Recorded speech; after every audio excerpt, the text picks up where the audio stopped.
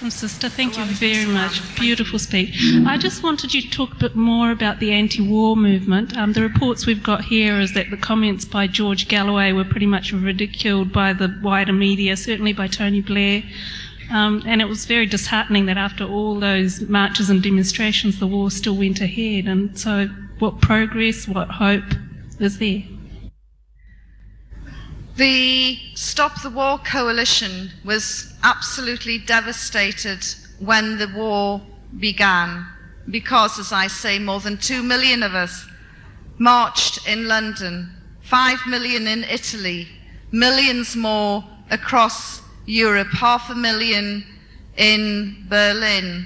And I believe that Australia and New Zealand, you had your own marches as well.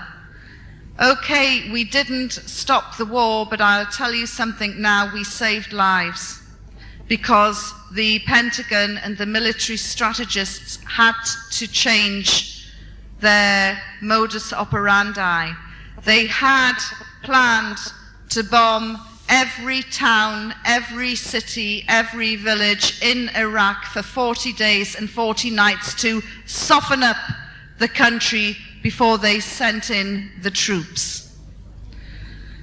We know that more than 100,000, and this is a conservative figure, more than 100,000 innocent civilians have been slaughtered by George Bush and Tony Blair's bombs since the start of the war. I was speaking to a Sheikh Majid al-Ghaud in Fallujah a few weeks ago, and he said that their estimates are that the figure is nearer 500,000. But the anti-war movement goes on. It's very, very active. And the backbone of the movement is supplied by the Muslim community in Britain, by the Muslim Association of Britain. Hundreds of thousands of Muslims marched alongside hundreds of thousands of people from the left, socialists, people from the right, people from all walks of life on February the 15th, 2003. And as I say, we didn't stop the war, but I'm sure that we saved lives. And what we have done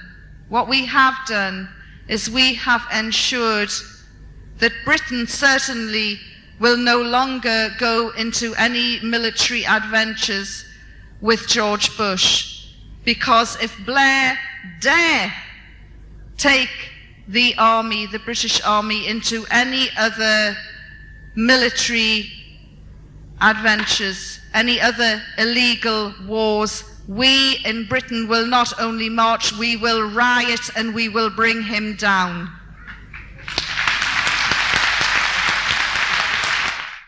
With all due respect to your experience, as well as to the power of a lot of Muslim women and the kindness of a lot of Muslim men, a lot of Muslims in New Zealand, or from our experience, have arrived as refugees from the Taliban. And so I wonder how you would answer to a lot of women in this room that have suffered under the Taliban for what you've been saying about your personal experience, who you were a Western journalist there. Mm-hmm. Yeah. No, it's a very good question, and I have actually met some Afghan women who did flee the Taliban.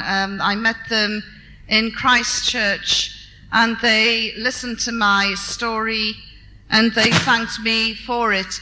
The reality is that the Taliban were no more brutal than the previous regime, and certainly this regime leaves a lot to be desired. For instance, the prison where I was held, I returned, I've been back to Afghanistan 4 or 5 times, and I went to it, and it is jammed with young girls aged 12 to 16 whose only crime is that they've run away from home because they don't want to be sold off as child brides, a practice that the Taliban had stamped out. And these child brides are expected to marry men twice and 3 times their age. Yes, the feared Vice and Virtue Squad has gone, but in Herat it has been replaced by another equally odious group. Loosely translated, it's called the Chastity Squad, and these are pulling in young girls aged 12 to 16 again and having them internally examined to see if they are still virgins. There are no career women emerging from the rubble of Afghanistan. There are a few little green shoots of hope, but that's about it. Karzai made such a big deal when he announced that Seema Sama was to become the first Afghan women's minister. I went to Afghanistan in February 2002 to interview her. I couldn't even find her. The Karzai government hadn't even given her an office in the government building. It was all lip service, and she was eventually hounded out of that position in the summer with death threats. The only success story in Afghanistan at the moment is the production of opium, which has made Afghanistan the #1 heroin producer in the world. The city where I was held, Jalalabad, now has hardcore porn for sale in DVDs in the front windows. These are, I live in Soho, London's red light district, and I can tell you now, these DVDs wouldn't even be sold under the counter in Soho, but they're in the front windows in Afghanistan. What we have given the Afghan people is drugs and porn, and I'm no doubt sure they've got the rock and roll as well.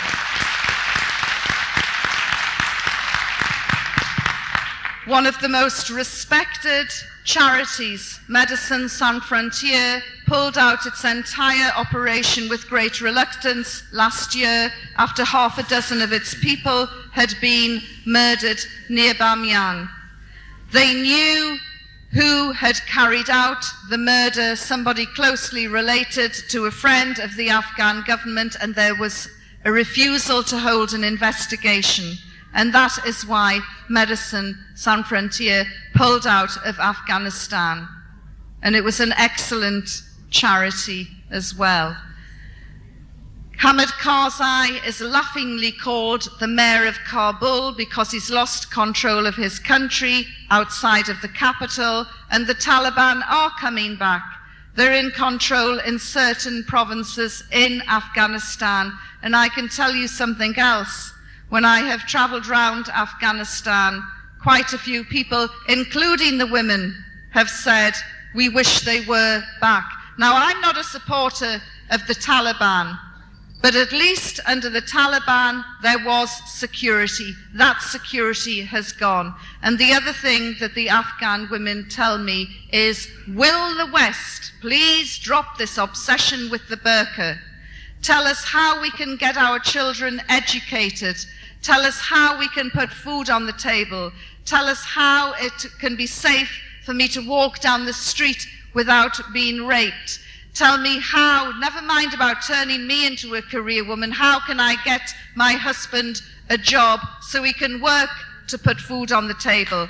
When you've sorted this out, then we'll talk about the burqa. So don't for one moment think that Afghanistan is a success story. It's an absolute nightmare disaster where 20,000 American soldiers are committing war crimes on a weekly basis, and innocents are still being slaughtered in that country. As you are a converter to Islam, how would you express the jihad to non-Muslims? How would I explain jihad? Jihad to non-Muslims. My own personal jihad is my cigarettes I'm trying to quit. Jihad is a struggle.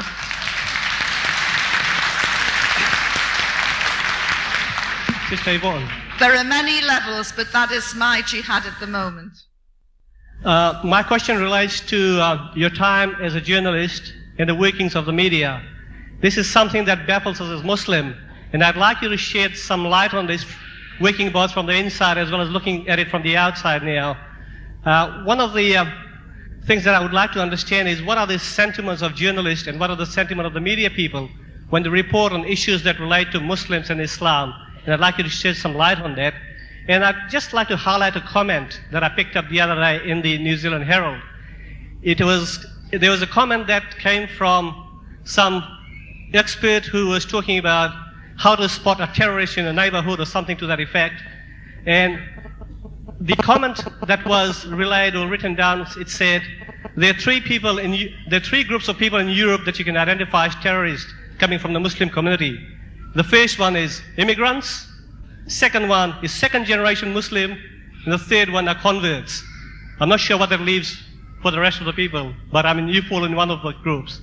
So my question is, now how do these comments get through the editorial process, and what are the sentiments of the media and the people working in the media when they do write things like this? It's very easy to spot a terrorist. There were 8 of them in Scotland the other week at the G8. One of them lives in the White House, another one lives in Downing Street.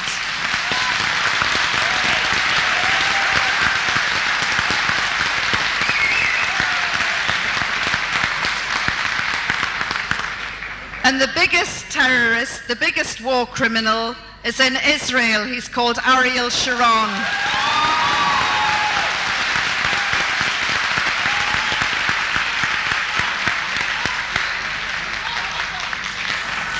As a journalist, I would love just to scrap the word terrorist. It is meaningless. Nelson Mandela, one of the most revered statesmen in the world, was called a terrorist by Margaret Thatcher.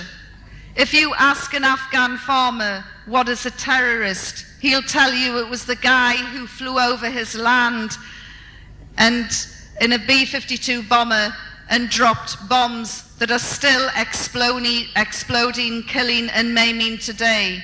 If you ask a Palestinian child what is a terrorist, she'll tell you it's the Palestinian soldier who killed her sister. If you ask a Chechnyan what is a terrorist, he will tell you it is Putin who is using the war on terror to slaughter the Chechnyans. We all have different definitions of terrorists. I would completely, as a journalist, like to ban the word. And as for journalists, these are very troubled times, and finding good journalists is very, very difficult. But there are a few, and what I would say to you all is to go onto the internet and find them and learn to trust your sources and try and seek corroboration. The media has done a great disservice to the Muslim community around the globe.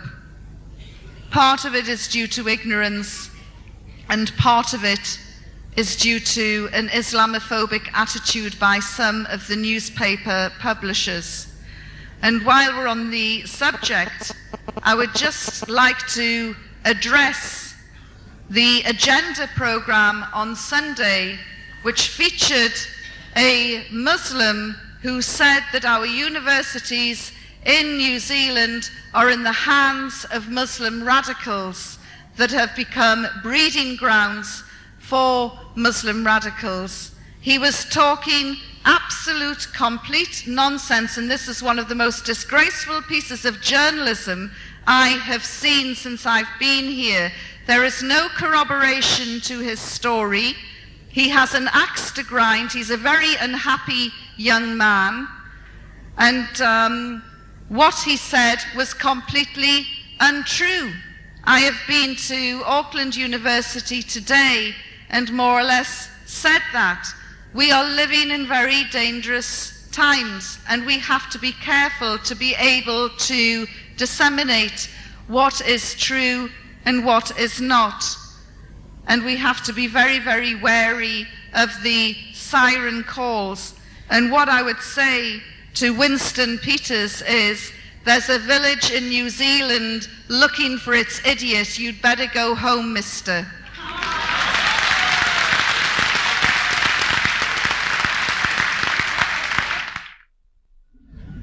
Thank you, Yvonne.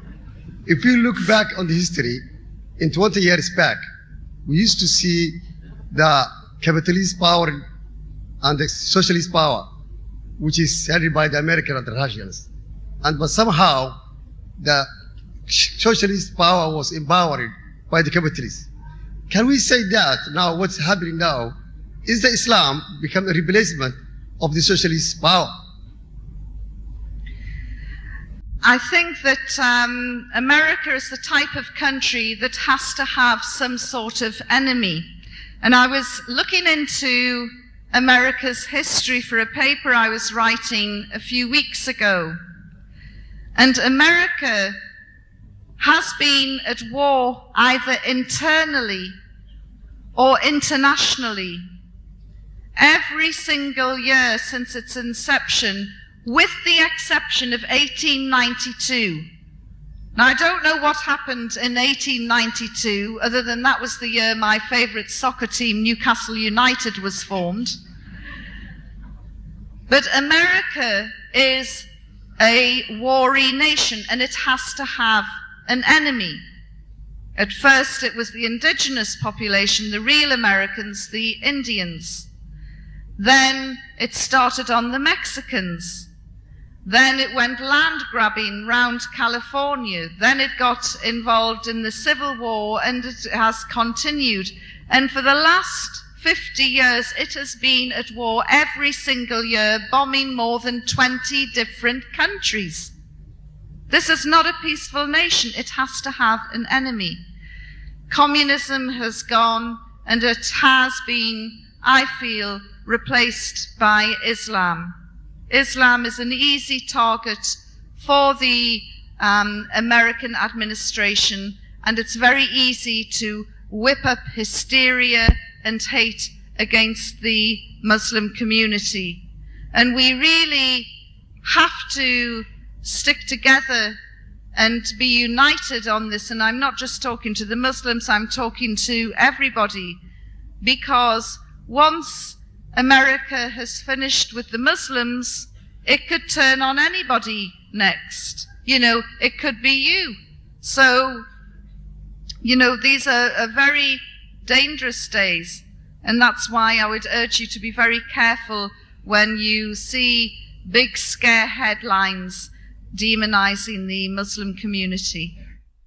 Ora tātou. I'm actually come along tonight, and I first of all want to thank you for your heart-wrenching story that you've told tonight. We were invited tonight, and myself and two other colleagues from the Māori Party, and I need to say, please don't judge all Māoris by Winston Peters. He does not represent us.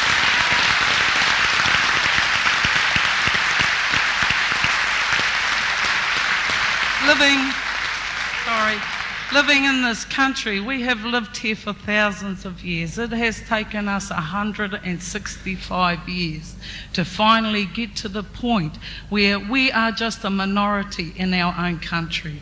Our leaders today, in fact, Tariana Turia said that the claims by Mr. Peters is political posturing at its very worst.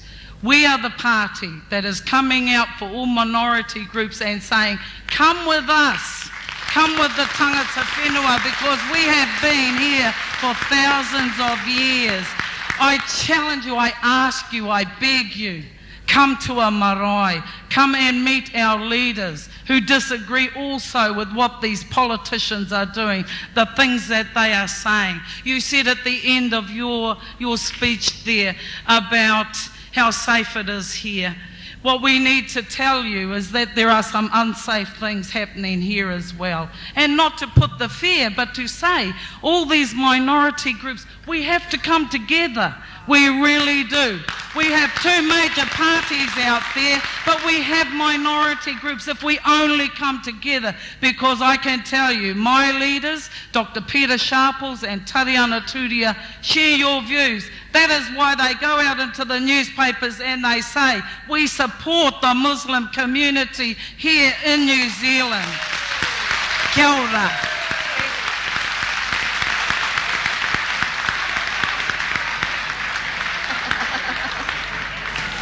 Did you get the message? Assalamu alaikum, sister. It's not only in Afghanistan that we have strong women.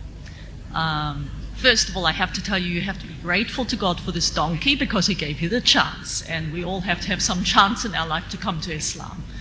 But what I wanted to ask you, I'm not very political, I wanted to ask you because you're involved in women's rights. And unfortunately, the truth of the world is that we have the Quran, which teaches us that women are equal, that women have rights, that there is justice, that these rights must be enforced. But unfortunately, we also have culture in a lot of areas which is used to override this. In some cases, they pervert the religion to support their cause, as every religion has been perverted throughout history. And as an ex-Christian, I can say that nobody actually believes that the Inquisition was a Christian thing to do either. But what is happening now, and is there, you don't have a lot of time tonight, but is there a website or somewhere we can get more information about what you're doing and what we can do to help?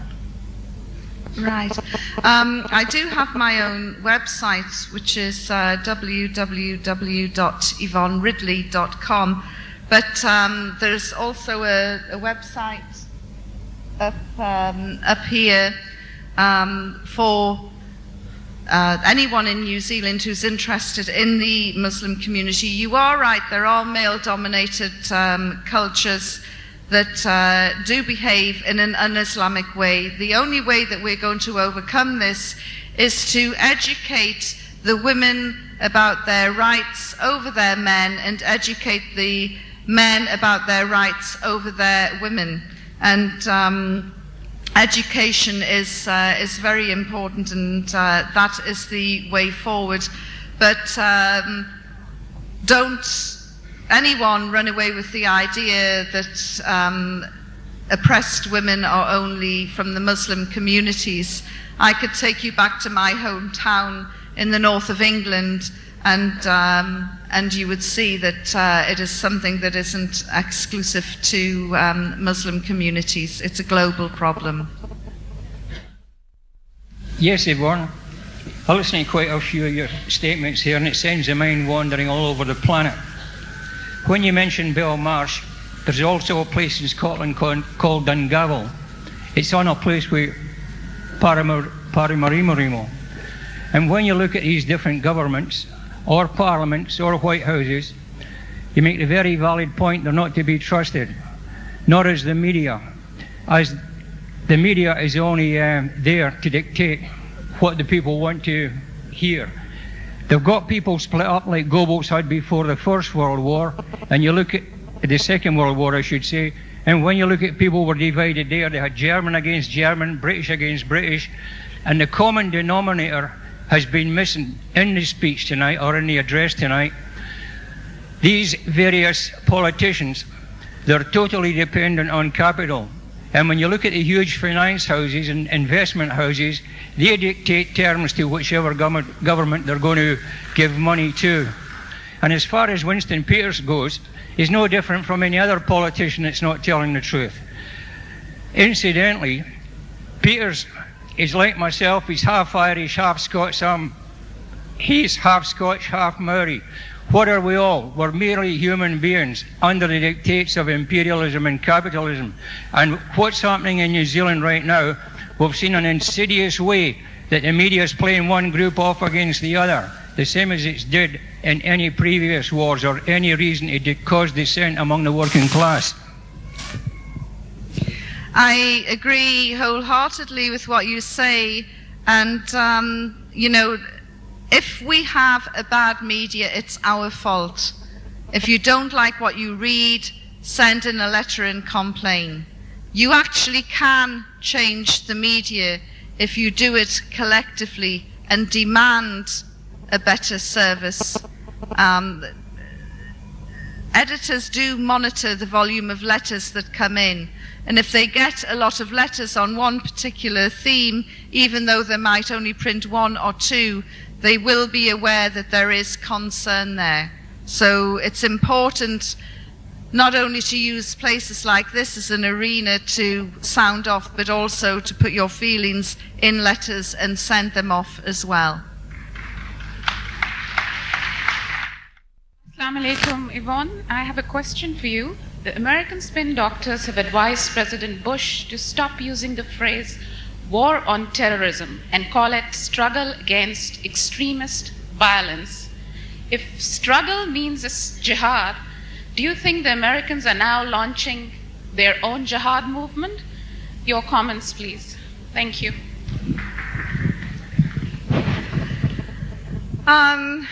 As I said before, the Americans, well, it's not the Americans. I mean, we've got to be careful not to demonize the Americans. 50 million Americans did not vote for George Bush. So, you know, we must remember that. And it's bad enough that we have to talk about him now. It must be hell actually having to live in a country that's been run by him when you haven't voted for him.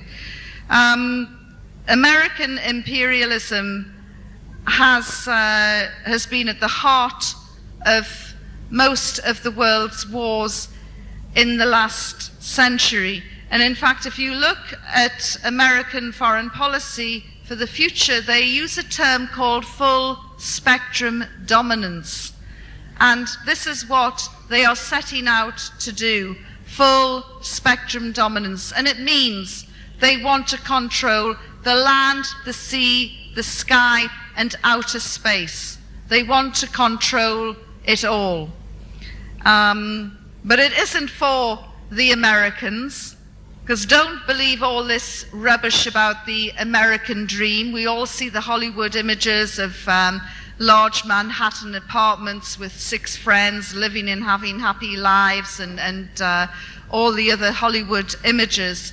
The reality is, over 50 million people in America are without basic health care.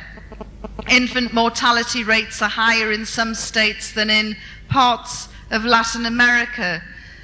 Black men in Detroit have a lower life expectancy than men living in Bangladesh.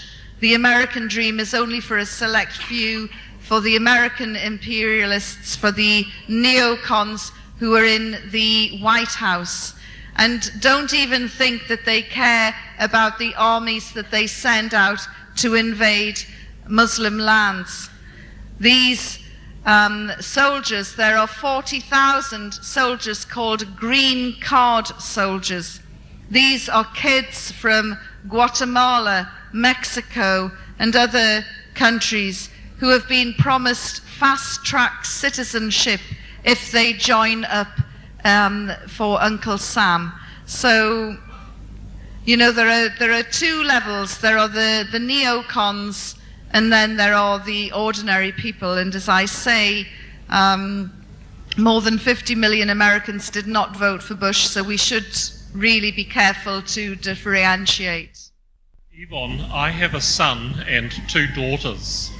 I cannot imagine living in a system where my son would feel it his duty to express his disapproval of my daughter's boyfriend by killing her. When will honest killings cease in the Middle East?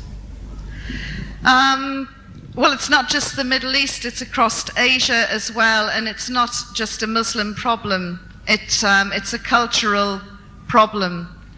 And it's actually not just reserved to those areas, because it is a much wider problem. But please, for one moment, don't think it's a Muslim problem, and please, for one moment, don't think that honor killings have anything at all to do with Islam, because they certainly don't.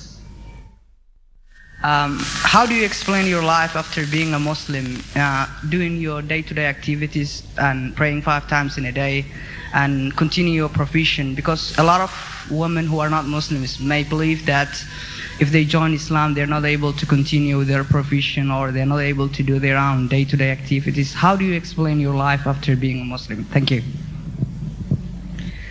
There is absolutely nothing that a Muslim woman can do that a Western woman can't, and vice versa. We all aspire to pray 5 times a day. Sometimes I get there, sometimes I don't. Each day I'm evolving and developing to improve myself as a Muslim. But wearing a hijab does not weigh me down and prevent me from doing things. And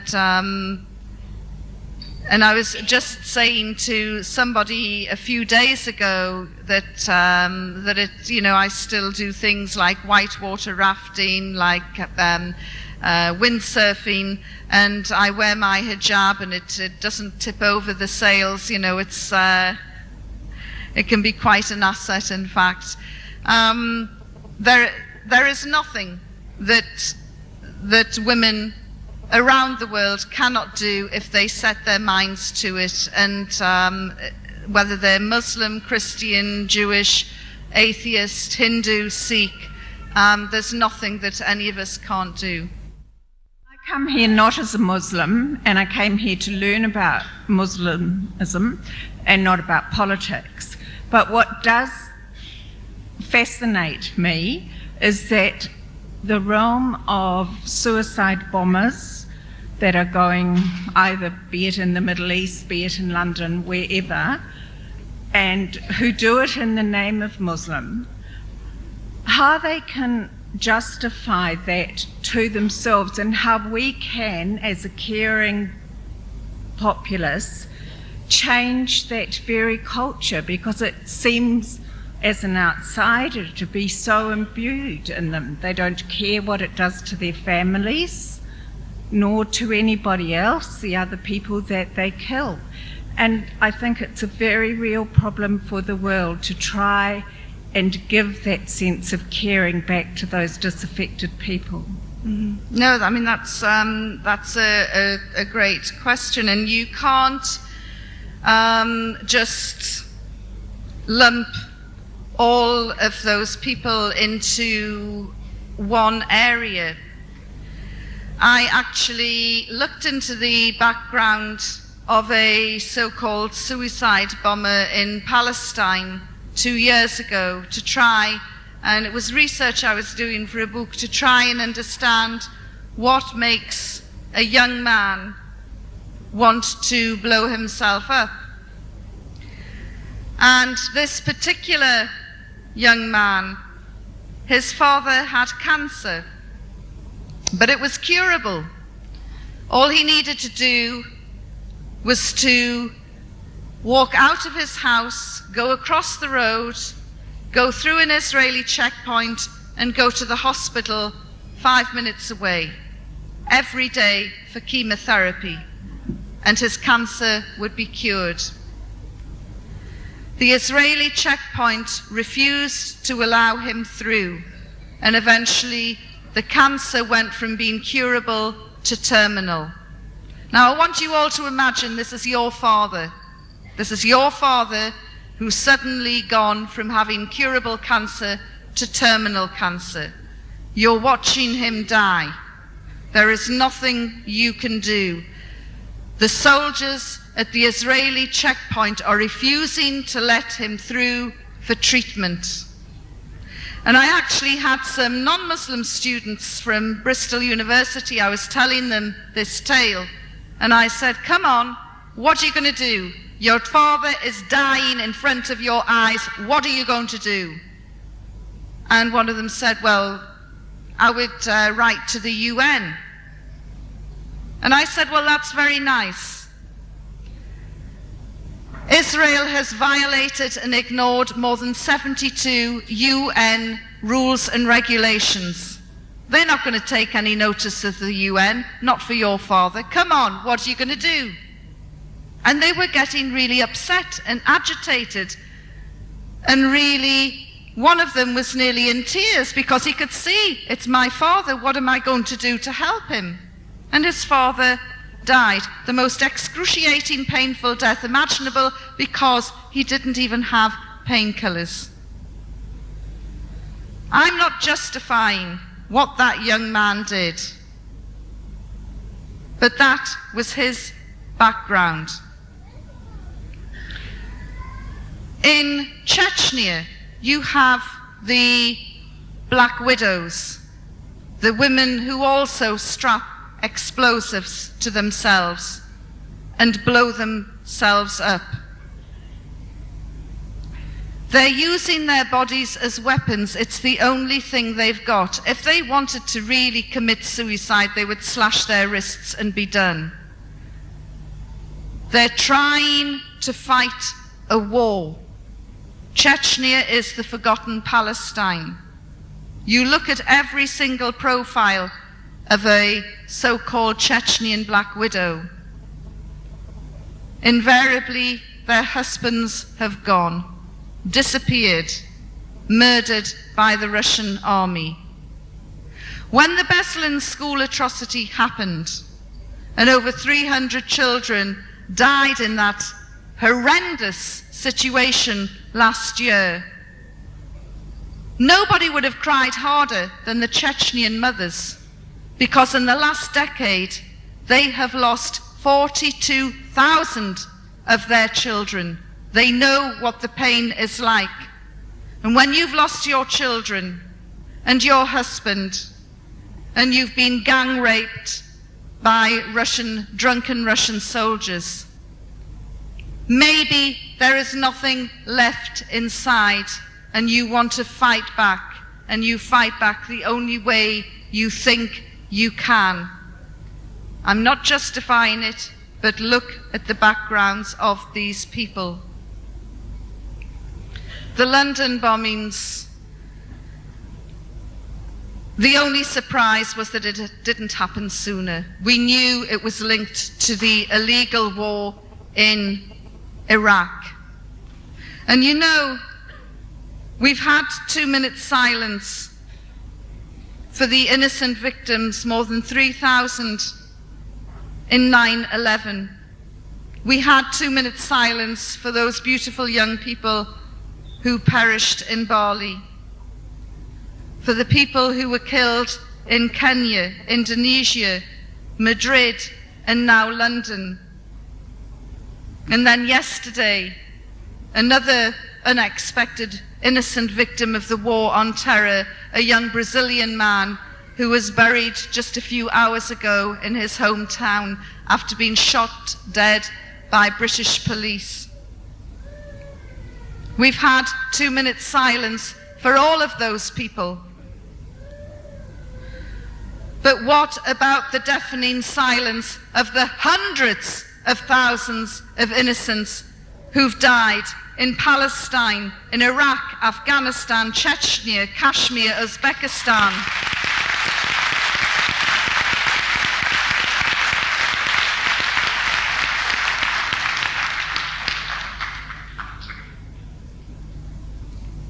You know, it's when 9/11 happened, one of the things that was played over and over again, I remember, was one of the passengers from the plane who realized she was going to die. And she picked up her cell phone and switched it on, and she dialed her home. Nobody was there, so she left a message on the answer machine. And she left a message of love to her family. It was her final words on this earth, messages of peace and love to her family. And that message was played again and again, and it still brings tears to my eyes when I think of how helpless she must have felt, an innocent victim of 9/11. But just because a woman in the Gaza Strip doesn't carry a cell phone in her purse, or a woman in Kabul doesn't have a mobile, or a woman in Basra or Babylon or Baghdad or Chechnya or Kashmir, just because they don't have mobile phones in their purses, it doesn't make their life any less valuable. But unfortunately, in this unequal world in which we live, the life of a Westerner is worth so much more than the life of a Muslim. Muslim blood is very cheap.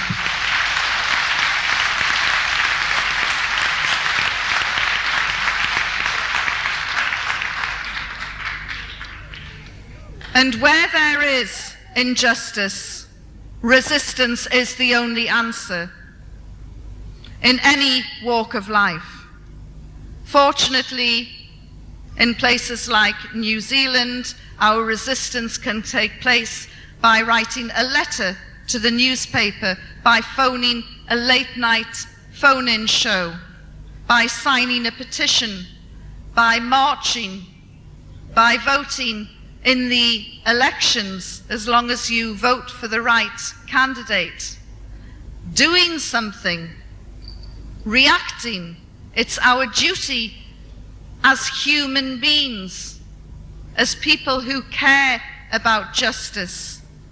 And until there is justice in the world for everybody, there is never going to be peace, and that is the reality.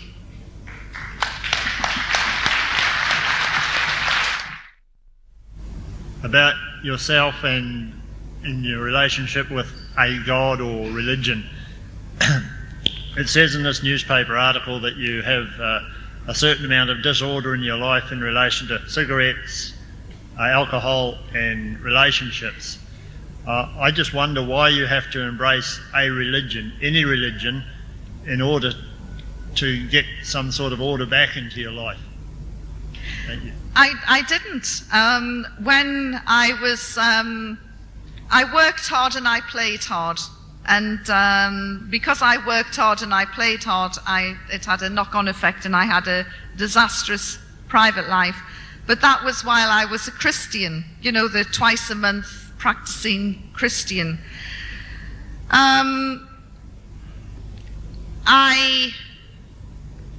only sorted out most of those problems, apart from the cigarettes, when I embraced Islam. And the reason, and I didn't think that that would actually happen as quickly as it did. And the reason it happened as quickly as it did is because if you follow Islam, your life becomes so much more simpler. All the excesses of Western living just falls away, and you're left with a very wholesome, simple life and a code of ethics, and not unlike the similar codes in Judaism and Christianity. And it's just a better code for living. So I swapped one religion for another, but I found the simplicity of Islam simplified my own life. And my friends will tell me that I'm looking happier and healthier and more confident and more fulfilled. And it's quite funny because my girlfriends still refuse to believe that it's Islam. And these liberated, hard-drinking journalist women are saying, we know why you've converted to Islam, it's got to be for a man. And I said, no, it's not. I've done it for me. And it was one of the best moves that I made.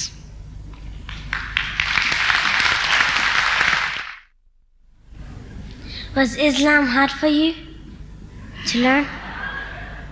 Islam is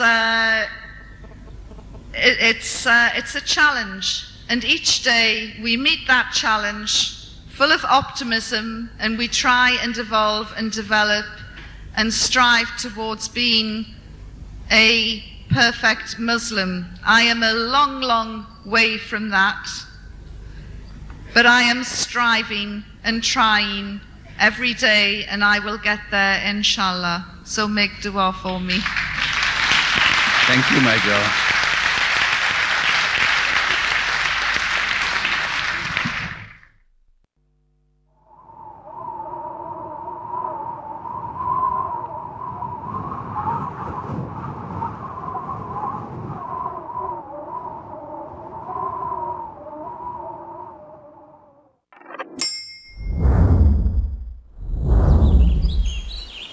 One Islam Productions, an Islamic film studio established in Australia, is dedicated to producing films for all Muslims. Just some of the films by One Islam Productions: children's programs, Islam for Me, We Remember Allah, story time and more. Educational films, Pray as You Have Seen Me Pray, Words, Ramadan, Renewal of Faith, documentaries. We at One Islam Productions believe that Islam is precious and deserves to be presented in only the highest quality. Visit us at www.oneislam.net for more information. One Islam Productions, a film production company run by Muslims for Muslims.